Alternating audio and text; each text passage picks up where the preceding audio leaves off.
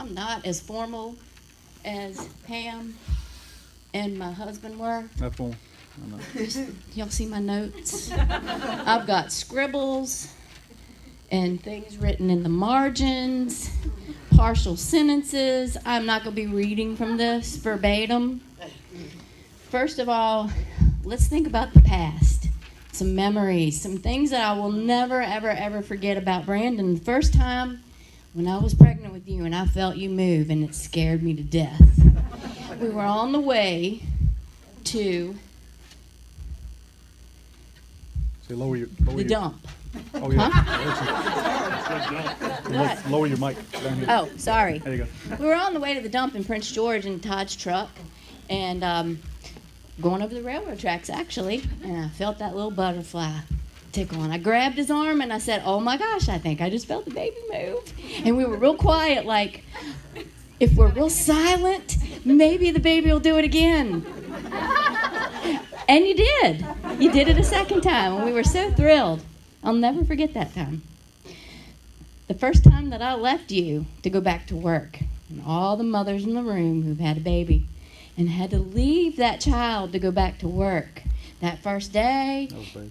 it's the worst day in your life. And you check your watch every few minutes, and you just can't wait to get back to that baby. And it doesn't matter who you left him with. I left Brandon with my own mother. And I still couldn't wait to get back to him and get my hands on him and hug him and smell him. Usually, yeah.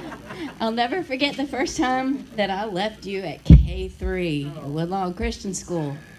One of the best K3 teachers, and there's several parents in here that had kids that were in the same class. What was her name? Miss Thomas. And I stood outside of that classroom, and I could hear you crying inside that room, and I stood in the hallway and cried with you. And one of the fathers walked by, and he said, don't worry, she is the best. Before the end of the week, when you drop him off, he won't even know who you are when he gets to the classroom.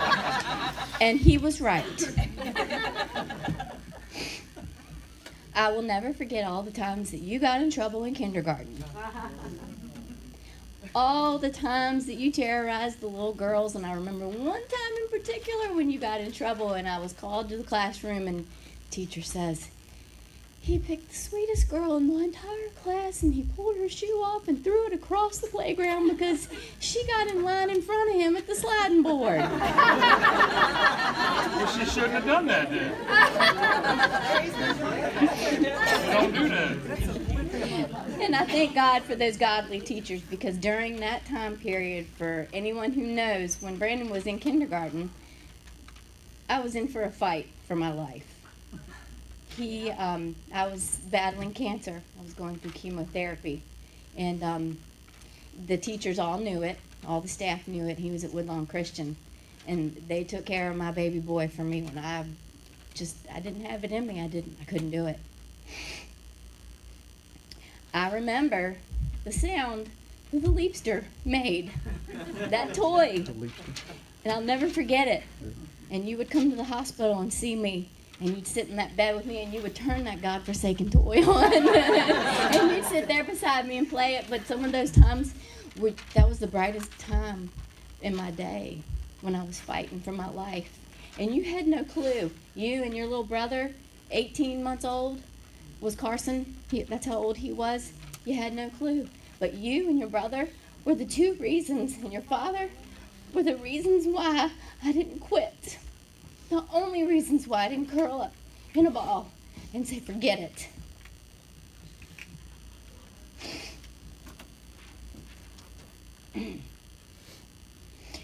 You unknowingly showed bravery in the face of a really uncertain time. I don't even think you knew that you did it, but you did, and you pulled me through. I'm sure that your father could say the same thing, but you and your brother and the happiness that you showed, the smiling, the laughter that you showed during that time, you pulled us through. You were our light. You've taught me about self-esteem and self-assurance. At Woodlawn Christian School, there was a particular bully, and I'm going to get light again now so we can stop crying, okay? There was a particular bully that was picking on Brandon, and I remember one time I had kept telling Brandon, "You got to stick up for yourself, boy, stick up for yourself." And he went charging at this kid, and the kid was like 3 times bigger than him. And the gym teacher... Was it Al from Rock? No, oh no. The gym teacher had to step in and grab Brandon, who was this little guy, grab him and keep him from charging after this kid that was 3 times bigger than him. Because he was determined he was going to stick up for himself and put that bully in his place. As you got older, you've demonstrated a wonderful work ethic. Just like your father, set a good example. When I started dating your father, first question out of your Dee Dee's mouth was, "Does the boy have a job?" And I was proud to say, "Yes, Daddy, he does. He has 2. You take after your daddy. You have a great work ethic, and forget anybody who stands in your way, because you will not be late for work. And I applaud you for taking after your daddy in that and not me." Amen. These are facts. You've grown into a young man who takes on your responsibilities. You face them head first in school and at home without too much complaining. You pick up the slack when your brother complains a little bit and may want to play on his Xbox a little bit. I do have a little bit of advice for you. And this is for Alec and Brock too. I never went to college, I will say that, but I am a mom, and I will say this. If you're sick, you're not getting any better, go to the doctor. If Tylenol and Advil aren't cutting it, go to the doctor. Be honest about what you're feeling, okay? And when he asks you questions, be honest. Don't drink alcohol. Okay. Now we're speechless. No, look. With the wine beside it. I'll be real. If you do, my best advice is if you're puking a lot from drinking a lot, drink less. Amen. Done that. Choose your friends wisely. They are a reflection of you. Surround yourself with people who will have your back. Are you listening? Yes. Surround yourself with people who will have your back. Cheer on your friends' successes. And be sure to do the same for them. That's the important part. No one else knows what they're doing, so don't be afraid to ask questions. Lend a hand to someone who needs it. Hold the door for the person behind you. Give the person next to you in class the pencil that he forgot. Don't expect to get it back, though. This is probably the most important thing. Call your mom. Call your mom. This is for all of the kids that are leaving and going away. No matter where you're going, college, tech school, the military, as often as you can, call your mom. Don't text her. Don't text me. I don't want to see You texts. say call your grandma. Call your mom. Call. And your grandma. Better yet, FaceTime. We want to hear your voice. Yeah. All right, and here's some, I'm going to reflect on the future a little bit. Here's some gifts that I'm going to give to you. I'm going to give you your freedom. This is the hardest thing that I have that I'm giving to you. Once you're off to Longwood, you're going to have an unimaginable amount of freedom. No longer will you need to ask my permission to go anywhere or do anything. Until you come home. You can still ask. I'm going to give you your freedom to make your own choices. And I promise that I'm going to be here for you no matter what your choices lead to. I am your biggest cheerleader. And I will be here for you no matter what. I give you the gift of home. You are my son. You're a part of my family forever. You are always welcome home. I give you my unconditional love. There are no strings attached to my love for you. There's nothing that you can say, there's nothing that you can do to make me stop loving you. I give you my presence and my time. No matter the time of day, no matter where I am or what I am doing, if you need me, I will be there. You pick up the phone and you call me. Never did I think that the moment that I met the crazy brunette in pre-algebra class in 8th grade, wearing the white button-up shirt and that bright blue tie. Do you remember that? Oh, yes, I still have it. Never would I have thought that our lives would be so intertwined all these years later. We're family. Yep. Alec and Brock are family.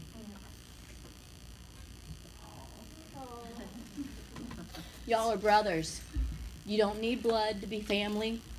The 5 of you, I'm not talking just the 3 of you, but Carson and Ethan included, your family, your brothers. Family fights, and I've seen y'all fight and argue and fuss. They disagree, they yell. They might even think, I don't ever want to see that guy again. But what lies underneath all of that is a bond. It's a familial love that will always bring you back together. It's a bond that was forged way before you all were born. It all started in an 8th grade classroom and a 4th grade classroom with these 2. And I want to tell even Alec and Brock, you all have a home with me. You're all always welcome in my home. Can the 3 of you come up here, please? We giving up the cars now? Huh? The cars? The cars? Yeah. Ferrari.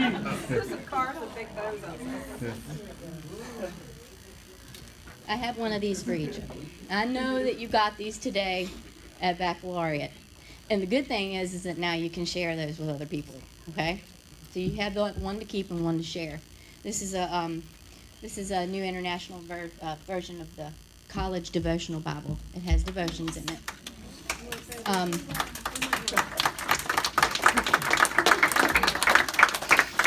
I picked out a scripture verse for each one of you and wrote it in the inside. For Alec, which one's Alec? Look, all these years later, I still can't tell them apart. All right, for Alec, chose Joshua 1:9. Be strong and courageous. Do not be afraid. Do not be discouraged. For the Lord your God will be with you wherever you go.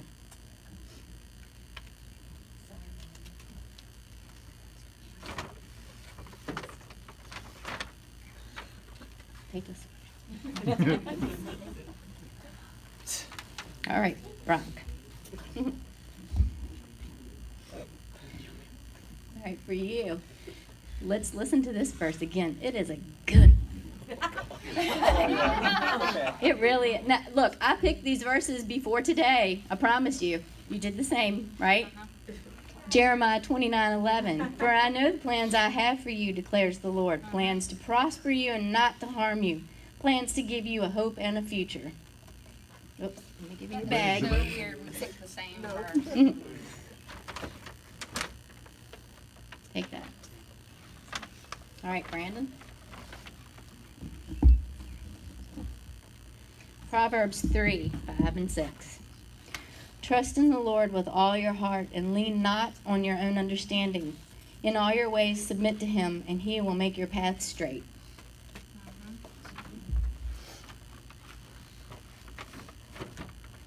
These are yours, but you have some promises to make to me. Okay? Promise me you will pack these. Don't leave them at home. I know your mama will make sure. All right, second thing.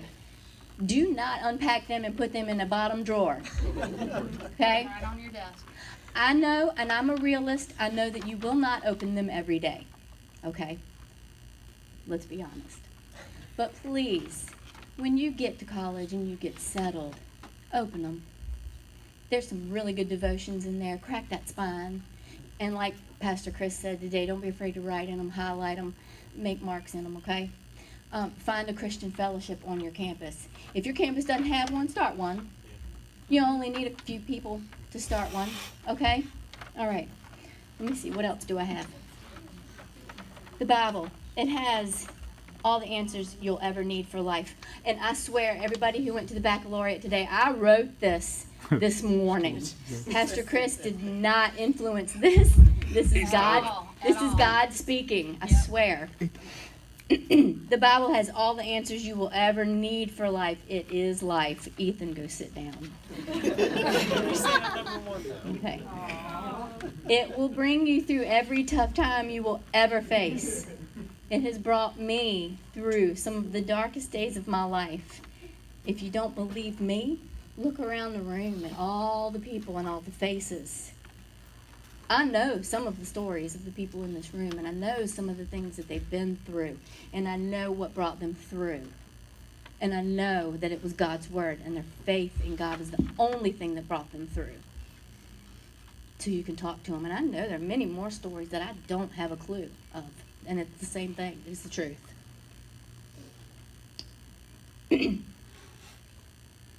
That's all I have. That's the end of my notes. I don't think I can say anything else. Is that I'm just very proud of you guys. I can't believe the time is here for you guys to go. But read this. And if you have any questions, call me.